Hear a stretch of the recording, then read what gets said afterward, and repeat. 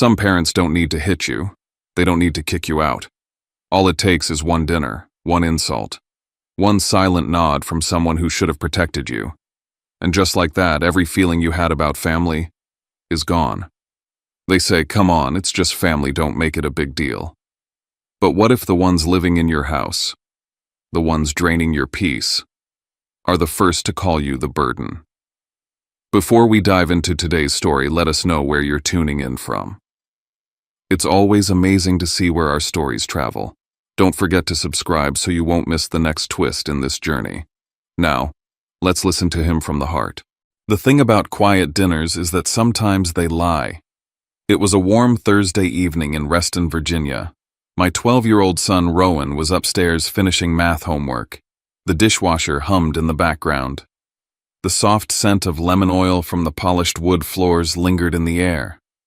Overhead, the dining room light cast a golden hue on the table I had set napkins, folded silverware, placed neatly, pot roast resting in the center like some offering for peace.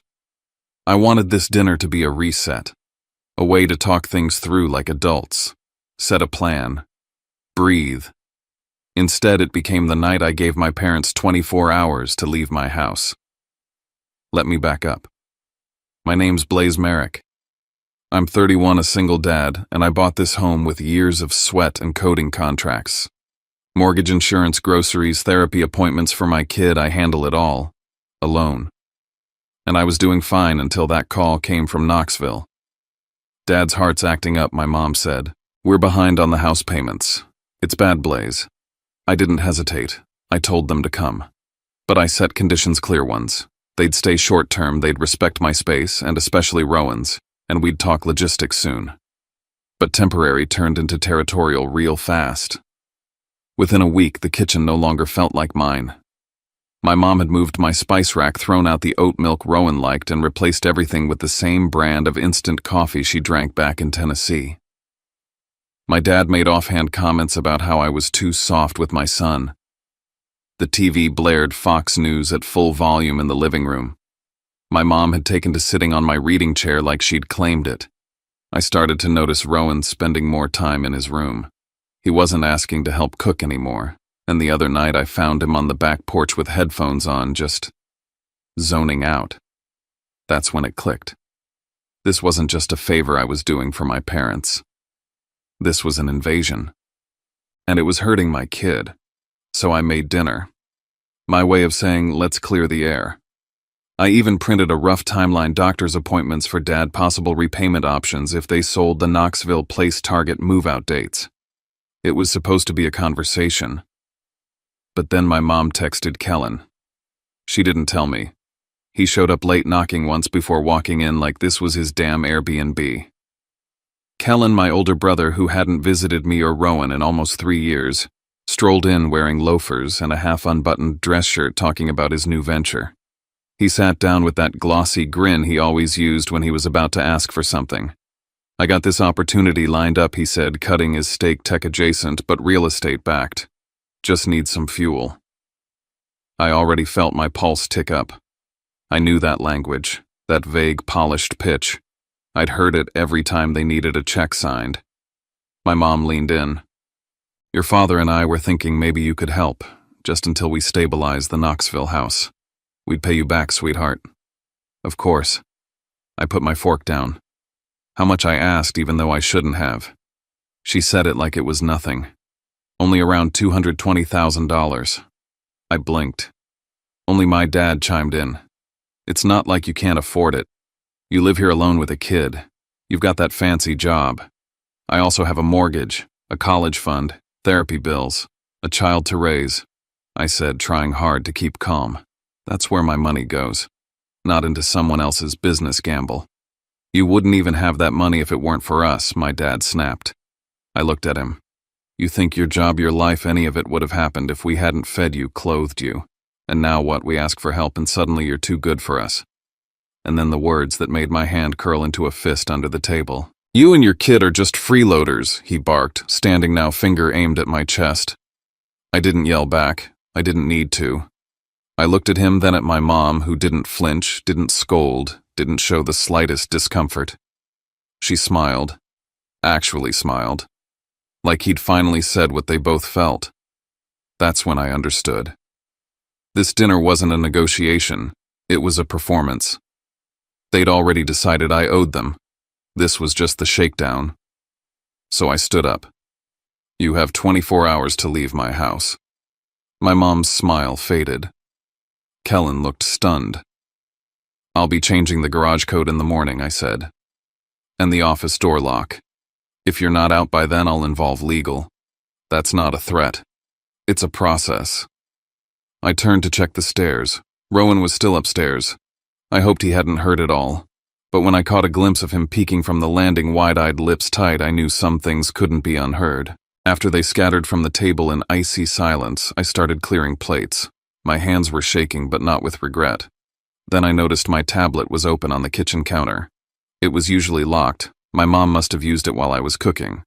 Curious, I picked up my phone. Buzz, buzz, buzz, dozens of notifications. My social media account had posted something. I opened the app. There it was, a long, rambling post about how children forget what parents sacrifice, complete with passive-aggressive comments about entitlement and ungrateful generations. It wasn't written in my tone. It wasn't even subtle. And it was posted from my account. I looked at the tablet again. She must have logged in. She must have done it right here while the roast was still in the oven. This wasn't just a family squabble anymore. They were dragging it public. And I realized then this war wasn't going to stay behind closed doors. When people ask why I don't just let it go, I wish I could hand them a memory. Not a photo, not a diary, a moment. I was 18. The house in Knoxville was aging badly. Paint-peeling porch steps, warped yard full of mosquitoes, and regret. I'd just graduated. My grandfather, my dad's dad, had passed away 2 months earlier. His will left me $100,000, in my name. No loopholes, no trust clause. For a kid who'd grown up watching the lights get shut off for unpaid bills. It was everything. It meant tuition, a dorm room, a damn laptop that didn't freeze every time I opened a browser. It meant freedom. But then came the family meeting. I was called into the living room. My dad was in his recliner, Mom by the window. Neither said hello. We need that money, Dad said flat. No. What do you plan to do? No curiosity, no respect. Kellen's got a business idea, he continued. Real estate tech. If we get in early, it changes everything. I asked, what about my future? You can take loans, he said. You're young. You'll bounce back. That's when I understood. I wasn't a son. I was a backup plan, a contingency fund in sneakers. I said I'd think about it. That night, Kellen didn't call, didn't message. He sent me a forwarded PDF about market projections. No personal note, just numbers. My mom swore it'd be a loan. We'll pay you back as soon as it lifts off. No contract, no schedule, just hope and guilt. I left that night. I packed what I could, took my laptop and $1,200 in savings. No one stopped me. I moved to DC, couch surfed with a friend's cousin, worked 3 jobs. Waiter at a pancake house, warehouse loader, and part-time math tutor.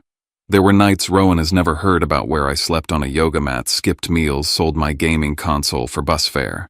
My parents called once every few months, but it was always about Kellen. How's Kellen doing? Kellen's got another pitch. Kellen might get on a podcast. Never. How are you eating, Blaze? Never. Do you need help? So I stopped expecting anything. Eventually I landed a developer internship, then a job, then a promotion. I started saving. Got Rowan into a decent school, bought a house, made rules, built a life. And I made a promise my son would never wonder if he was loved. A few years ago, during a family funeral, I spoke with my great-aunt Ruth. She was the only one who ever spoke to me like a person. She mentioned in passing that Grandpa's inheritance hadn't just gone to Kellen's startup. Turns out my dad had used a chunk of it to pay off old debts from a failed venture years prior before Kellen ever saw a cent. I stood there stunned, realizing I hadn't just lost my future to their dream. I'd been used to clean up their mess first. They didn't just bet on Kellen. They sacrificed me to survive. It had been almost a year since I'd heard from them. In Reston, life had finally settled into a rhythm. I worked remotely as a systems analyst, clocking in by 8 a.m., done by 4:30 most days. Rowan thrived in a charter STEM school and had just made midfield starter for his soccer team. Every Sunday we meal prepped together. Every Friday night was ours movie night, board games, sometimes just music playing low while we both read in separate corners of the couch. Peace wasn't just a concept, it was routine. I kept the house clean, the bills paid early, and the emotional noise to a minimum. And I had Maris, my best friend, my compass. She'd helped me set up a 529 plan for Rowan's college fund, helped me parse investment jargon, and most importantly, reminded me over and over again that love wasn't supposed to feel like obligation. So when the messages started up again, I almost didn't respond. It started benign.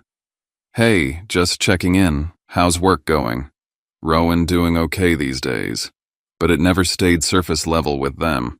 Within a week, the real ask crept in. Your father's medication isn't covered anymore. The roof's still leaking, insurance denied it again. Just a few thousand to bridge us. I sent money once.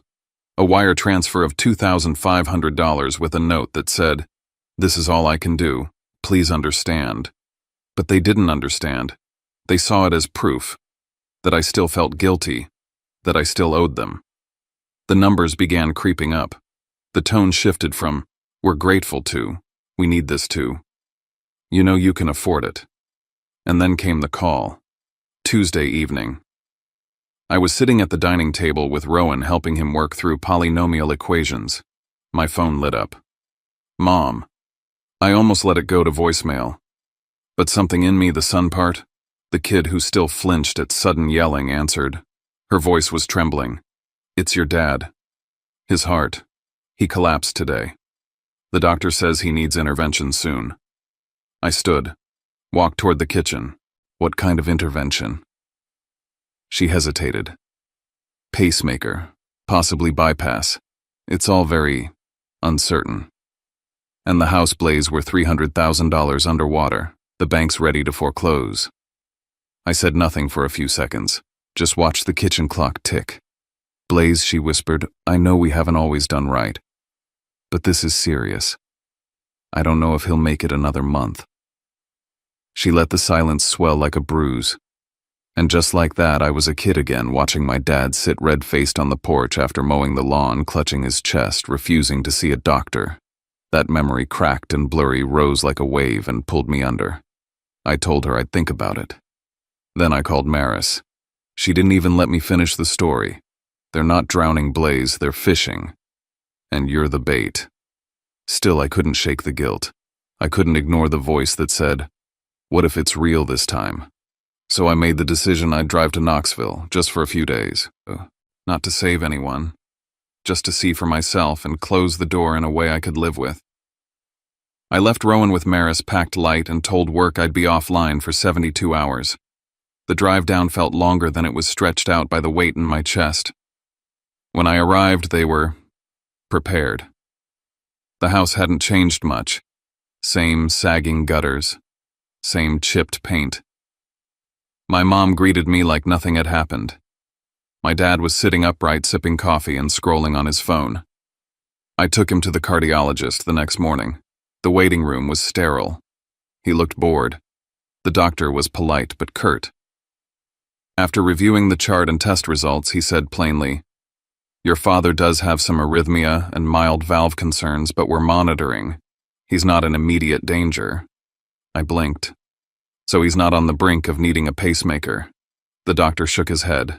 "Not anytime soon." I walked out of the clinic with that answer bouncing around in my skull. They didn't lie, technically. But they didn't tell the truth either. They sold me urgency, traded on my fear. That night, over a stiff drink in the guest room, I realized something: they didn't need help. They needed leverage, and I just handed them the key. 2 weeks later, they were in Reston. My mom called it just for a short transition, said Dad's checkups would be easier to manage up here. Said the climate was better. Said she missed Rowan. I laid out terms, clear boundaries.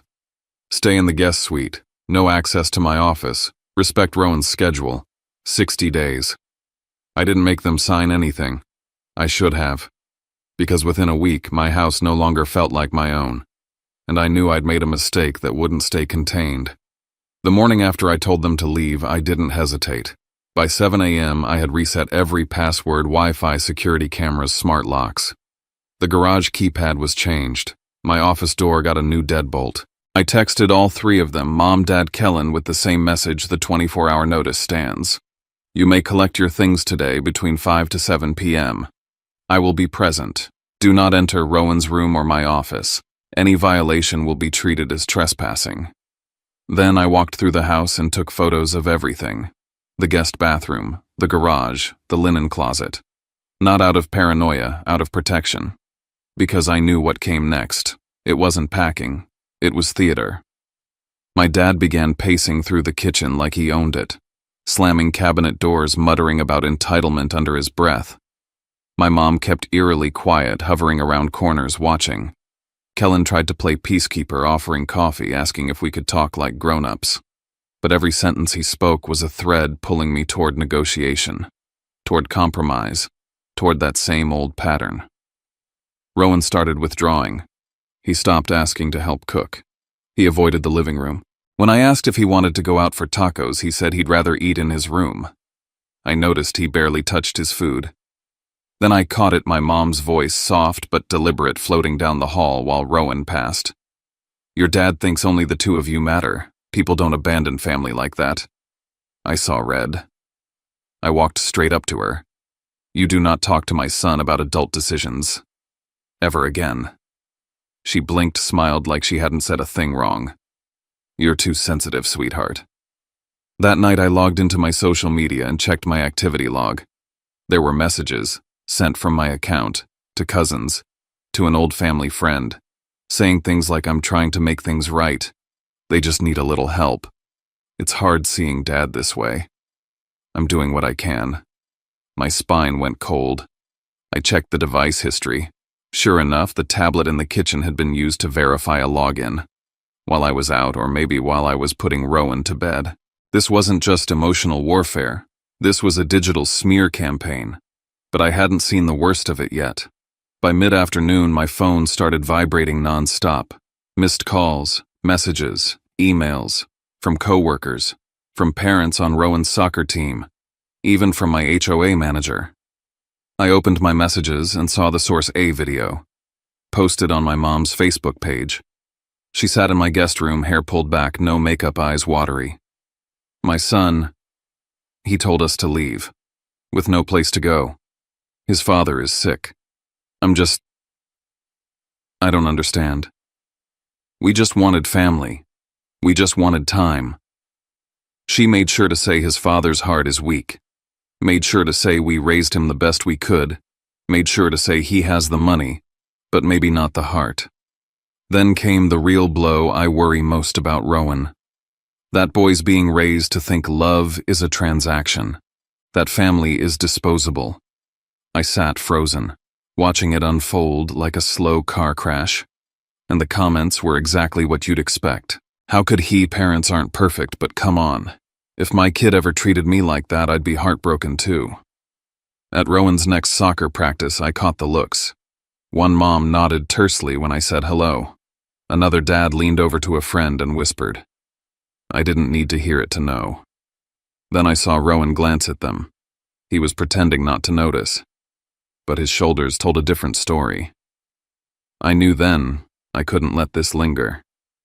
Not for his sake. Not for mine. Later that night I dug into the video, looked at who'd been tagged, who'd been prepped. And there it was, Kellen 2 days prior, messaging aunts and cousins with eerily similar wording. It's gonna get messy. Just be there for Mom. This wasn't spontaneous. It was strategy. A play designed to corner me into looking like the villain and push me back into a conversation about money framed by public shame. That's when I made the shift. No more reacting, no more defending. I called Maris. I need a lawyer, I said. A real one. Then I opened a blank doc and started writing out everything. Every login timestamp, every text, every video download, every verbal boundary I'd given, and most of all the details of the Knoxville house, the supposed debt, the title, the real numbers. Because if they wanted to weaponize public perception, I'd counter with the one thing they couldn't manipulate: proof. And I'd use it to build the wall they'd never get through again. I didn't sleep that night. Rowan was fast asleep upstairs, but I sat at the kitchen table with my laptop open, staring at a blinking cursor that felt more like a warning than an invitation. I was done being cornered by emotion. I needed facts, numbers, paper trails. That's always been the language I understood best, especially when the people around me lied with a smile. The first thing I did was call the bank in Knoxville, pretending to inquire as a potential co-signer looking to support a family medical hardship. They didn't give me much privacy laws and all, but they did confirm that a foreclosure was active. The file had been opened months before my mother ever called crying about my dad's heart. I relayed the call to Maris. She went quiet for a beat, then asked the one question that cracked the floor beneath everything. Who actually signed for the loan? I hadn't even thought to ask. I'd assumed it was my father, his name, his house. But Maris pressed further. If you're going to get dragged into this, you need to know who's on the hook. Purpose of loan, terms, assets pledged. You don't even know if it's just the house. She was right. I only knew what they'd told me. And lately, everything they told me turned out to be a performance. So I booked a red-eye back to Knoxville, took 2 days off work, hired a car straight from the airport, and drove to the bank. I walked in dressed like any other working man on a Thursday morning, holding a folder of documents that proved I was their son, and I asked to speak with whoever was managing the file. To my surprise, a woman in her 50s lit up when she heard my family's name. "Oh, I remember your folks," she said. "Nice couple. Always had their checkbook ready." I forced a smile. "I'm here because they don't anymore." With enough charm and a few vague words about stepping in to help, she showed me just enough to fill in the missing pieces. The $300,000 wasn't from a single medical emergency. It was a ballooned sum interest, late penalties, consolidated lines of credit. The original loan was filed under something called working capital, not medical hardship. That meant this was about business, not health. And then came the kicker. A shell company was attached to the loan. A small LLC I instantly recognized as one Kellen had name-dropped during one of his big break monologues. A fake real estate partnership or maybe a tech startup. He'd changed the story every time. But the paper didn't lie. My parents had used the house to back one of Kellen's ventures. Again. Maris's words came back to me like a hammer. They always use you to float him. It wasn't just about me bailing them out. They were setting me up to take the fall. Again. I drove across town to visit one of my old neighbors, Mrs. Dorsey, a retired nurse who used to watch me after school. She didn't blink when I asked about my parents' money problems. They kept saying it was just a short-term thing, she said. Said Kellen's business was going to take off and pay it all back. I asked them, "You sure you should be risking your house like that?" And your mama said, "It's for family. We'll always figure it out." She paused. But they weren't figuring it out, were they? No. They were just rearranging the furniture on a sinking ship. And then came the page that made my stomach turn. One document had a section with 2 signatures, my father's as expected, but also my mother's. She wasn't some bystander being dragged along by a desperate husband. She was an active participant. She'd signed off as a guarantor after the initial loan was taken out, likely during a restructuring. Likely after Kellen's first round of failure. She hadn't just lied to me. She'd built the lie, then handed it to me wrapped in tears. That night back in my hotel room, I called Maris and told her everything. Her voice was level, surgical. "If you give them money directly, you're validating their lie," she said. "You can help if you want to, but not on their terms. Because their terms are a trap." She was right. Again. So, I made a decision. If I was going to do anything with that house, it wouldn't be to rescue them. It would be to remove the match from their hands before they burned it down again. Back in Reston, I laid it all out for Maris, the documents, the signatures, the revised terms on the Knoxville property. She helped me draft a financial risk plan, not a rescue, but a defense. We calculated what I could afford without jeopardizing Rowan's future. Emergency fund, education fund, retirement. If I moved pieces carefully, I had enough liquidity to make a play, but only if I was in control of the transaction. No handouts. No handshakes. That's when Maris referred me to Avery Halloway. Avery was a civil litigator who specialized in property and defamation cases. We met at her office, modern sharp glass walls. I handed over 4 folders, one with the video my mother posted, another with screenshots of login records from my home network, another with screenshots of manipulated DMs from my social accounts, and one final folder with the foreclosure summary. This isn't just about debt, I told her. It's about being used. Again. And my son seeing it happen in real time. Avery didn't blink. Then let's separate you from the battlefield, legally and publicly. She split our strategy in 2. 1, we'd go after the online smear campaign with a cease and desist for defamation and unauthorized access to private accounts. 2, we'd target the bank not as adversaries but as a buyer. Her plan, I would negotiate directly with the bank to acquire the debt or buy the property outright depending on what they'd accept. If they were reasonable, and most banks were, if it saved them legal trouble, I could become the legal owner, wiping out any leverage my parents thought they had. I called the bank. They confirmed they were open to selling the lien. I wired the initial escrow the next day. 3 days later, the papers were drawn. The moment I signed the purchase agreement, I didn't feel triumphant. I felt strange, like I'd just bought a ghost. That house had been my childhood prison, my parents' collateral, and Kellen's fantasy bankroll. Now it was mine, legally, and that meant I had the right to make the rules. So I did. Avery drafted a contract. My parents could stay for now, but only as tenants. They had a fixed period to repay the debt amount plus interest. Any delays, termination. Any further public slander or manipulation of Rowan, eviction. No more mother's love exemptions. No more dad's health cards. This was business now, on paper. No feelings. Avery sent the contract along with a notice of change of ownership. It was crisp. Final. Legally sound.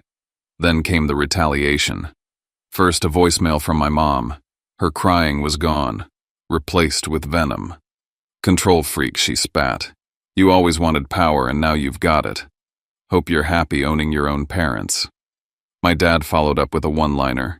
"You'll regret this." Kellen texted me just one sentence, "Think you've won because of a few papers." That was the moment I understood. The emotions, the illness, the family appeals, they were all tools. When the tools failed, they dropped the act and showed me what they really wanted: control, ownership, leverage, and I'd just taken it from them. Then came Avery's call. "They've refused to sign the lease. They say you forged it, that they never agreed to anything." I sighed. Of course. It was never going to end with a signature, not when they couldn't call the shots.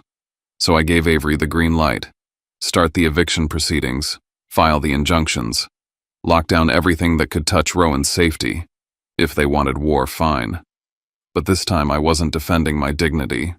I was defending my son's future, and I'd go as far as I had to make sure they never touched it again. Before the court date, I locked everything down. Rowan's routine stayed untouched: school, soccer, bedtime. I told his school and coach that all communication had to go through me, no exceptions.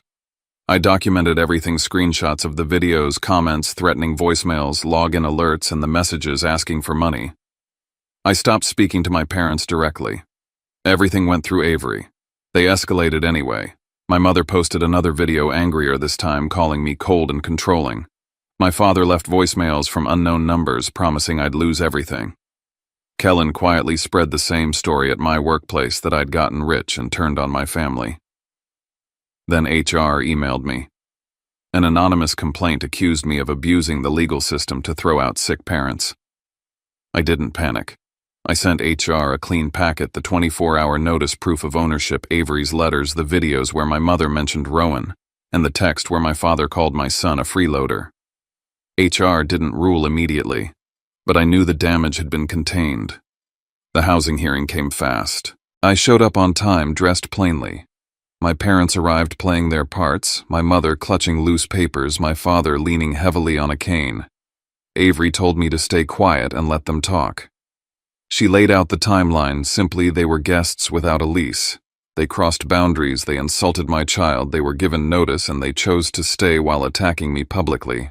She submitted the videos and the messages. When the judge asked why they hadn't left, my mother spoke in circles about family and reconciliation. Then my father snapped. He said I owed them. He said I had money and should pay. That was it. Avery pointed out that this wasn't a family disagreement. It was financial coercion and unlawful occupancy. I didn't say a word. I didn't need to. The court ordered them to vacate my home by a set date and warned them against further harassment. Avery also secured limits on contact involving Rowan. Before we left, she submitted notice regarding the Knoxville property. I was the legal owner. If they refused the tenancy terms, their removal would follow. My mother went pale. Kellen left early. I stayed seated, breathing for the first time in weeks. When the house was finally empty, I changed the locks for the last time. I collected spare keys, wiped unknown devices from the system, and reset the cameras. I rearranged the living room so Rowan could feel at ease again. Friday pizza night came back like it never left. They didn't leave quietly. They left cluttered, guilt-soaked notes and one last reminder about my father's heart. I photographed everything, boxed it up, and sent it to Avery. I didn't read the letters twice. I flew to Knoxville to inspect the house I now owned. It was a mess, one room stacked with Kellen's failed paperwork, unpaid bills, and half-finished plans. I hired cleaners, made basic repairs, and sealed the boxes tied to Kellen for legal review. In those papers, I found a draft agreement, an unsigned proposal meant to transfer loan responsibility to me. A place for my signature sat blank. It confirmed what I already knew. This was never about help. It was about shifting the burden. Avery added it to the file. My parents moved into a small apartment. My mother took a part-time job. My father did bookkeeping for a local shop. Kellen moved in with them, still chasing the next opportunity. That was their choice. I blocked their numbers and accounts. Avery became the only channel. Any future contact would be on clear terms, with me present or not at all. One night, Rowan asked if his grandparents hated him. I told him the truth without blame. Some adults confuse control with love. When they lose control, they get angry. None of it was his fault. He wasn't a burden. He was the reason I built this home. I used to think family meant endurance. I was wrong. Peace can't be built on humiliation and pressure. I didn't win by hurting them. I won by removing their access to my life and my child. Now when I drive past the old Knoxville house and see bikes in the yard, I feel nothing. It's just a house. Home is where Rowan laughs. Home is where I no longer have to ask for peace. There's a moment that comes not with triumph, not with grief, but with a quiet kind of knowing. The kind that settles in your bones after you've walked through fire and somehow come out still yourself. Not untouched, not unscarred, but intact. I felt that moment the night I sat across from Rowan, watching him fall asleep with his favorite blanket tucked up to his chin in the house I built and the life I finally reclaimed. Looking back, it's strange how long I mistook endurance for love. I thought keeping the peace meant staying silent. I thought being a good son meant absorbing the blows, smiling through the insults, tolerating manipulation because it wore the mask of family. But the truth is, there's a cost to that kind of tolerance, and it's often paid by the next generation. I saw that cost the day my son looked at me and asked if he was hated. That question broke something open in me I didn't know was still holding on. I used to believe I could earn their respect if I just worked harder. If I gave more, bent more, forgave more. But some people don't want peace. They want power. And if you don't recognize that early enough, they will disguise control as love, guilt as guidance, and exploitation as tradition. So no, I didn't fight this battle just for me. I fought it so Rowan would never mistake cruelty for care. So he would grow up knowing boundaries aren't selfish. They're necessary. That love without respect isn't love. That family without safety isn't home. It's easy to think the hardest part is the confrontation, the court filings, the slammed doors, the voicemail threats. But the real battle happens after, when the dust settles and you're left sitting in the silence wondering if you did the right thing. That's when the guilt creeps in, the old programming that whispers, maybe you were too harsh. Maybe they were trying. But guilt can be a liar. And peace, real peace, is quiet but never cruel. If there's one thing I've learned, it's this. You don't owe access to people just because you share DNA. Blood may start a story, but it doesn't get to dictate how it ends. Respect honesty and accountability. Those are what makes someone family. And if they can't meet you there, you are allowed to walk away. Not out of spite, but out of self-respect. Forgiveness. I've come to realize doesn't always mean reconciliation. Sometimes it just means releasing the weight so you can walk forward without dragging the pain behind you. I don't need my parents to admit they were wrong. I don't need an apology wrapped in conditions. What I've chosen is to live in a home where love doesn't come with strings attached. Where my son can grow up knowing he is wanted, seen, and never ever a freeloader. They once called my child a burden, but he became my reason. They tried to strip me of stability, but they reminded me how fiercely I'm willing to protect it. In trying to break me, they revealed exactly what needed to be rebuilt. I think that's the value of endings like these. They create space for something better. Not perfect, but honest. Something that doesn't just survive. Something that finally gets to grow. And maybe that's the lesson in all of this. You can mourn the family you wished you had, and still refuse to settle for less than what you and your child deserve. You can draw a line in the sand and still walk away with your dignity. You can love someone and still say enough. Because at the end of the day, real love doesn't demand your silence. Real family doesn't build itself on control. And peace, real peace, doesn't require your pain as proof. Sometimes the deepest shift happens quietly, not when someone says sorry, but when we choose to stop waiting for it. Stories like this remind Chung Ta that it takes courage to protect what's good, especially when the ones hurting us once taught us what family meant. It's never easy to close a door that's been open for years, even when that door has let in more pain than peace. But maybe the real act of love is learning to say this far, no further.